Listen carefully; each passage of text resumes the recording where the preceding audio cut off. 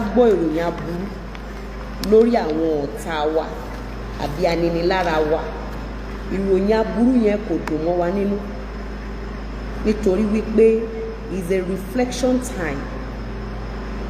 Má fọ̀run yọ anybody, everybody ló ń lọ.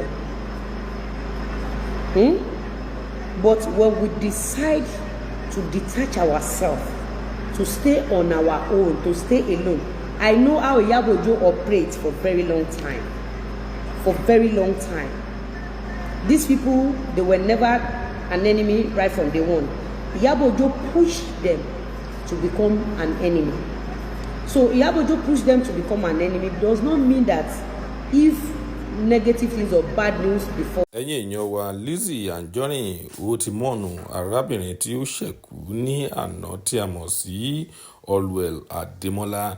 Ó mọ̀kìrẹ̀ o, ṣùgbọ́n ó mọ̀ọ̀nù rẹ̀ sọ́rí, ṣùgbọ́n lẹ́yìn ìgbà náà ó tún padà blame rẹ̀ lórí ọ̀rọ̀ kankan tí ó yẹ kí arábìnrin ọ̀hún kí ó ṣe kó tó jáde láyé.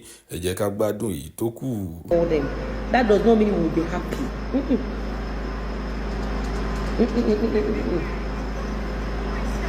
So you understand? So when we decide not to talk on a case, when so many cases has happened to me and nobody came to help, I've been defamed, I've been bullied, my enemy lost so many. On this cyberspace, they've done a lot to me. It do matter, a life of a child was, cut short at Idumata, and nobody put up any update to say sorry or to say justice for so thing, or to come out and say no, we know this for a very long time, Lizzy cannot do this. Instead, all of them kept quiet because they were afraid of Iyabojo. So when Iyabojo bullied them to point of no return, Iyabojo now is desperate looking for who to pin some negative news on to make money. Don't forget that the person in question does not have husband, does not have a child. So Iyabojo will be looking for a victim in order to look for donations for the burial. So be calculative. Adult in I'll keep telling you, where look on you, look on you, ibita dele ni ẹ̀yin lẹ ti wá síbẹ̀.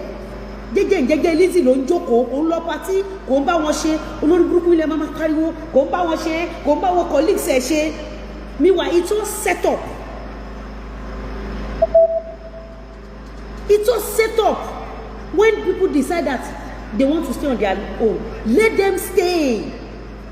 Ẹni tí ò kí ni káàbọ̀ ń gbọ́ pàdánù kulé. But that does not mean pé tí aburú bá ṣẹlẹ̀ sọ́tà wa, ká má ní reflection, or ká má ní feelings, or ká má gbàdúrà fún nínú ọ̀rọ̀ yàrá pa Olúwa ẹ̀yà bá amúyẹ̀ pẹ̀lú burúkú kúrò lójú ẹ̀. Let it be between you and your God. Because situation whereby you put up the picture of that person, Iyabojo will pin it on you because she's looking for money of burial. Ọjọ́ olólórí burúkú yìí fẹ́ gbọ́n, must you mention some things on my page? You don't understand? Iyabojo, see, what happened now is that is a jackpot for Iyabojo.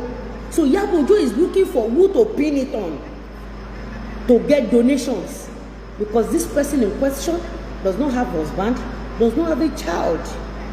So it has become a national cake for Iyabojo. Then you as a victim, a very long time victim, you have to be careful, stay on your lane.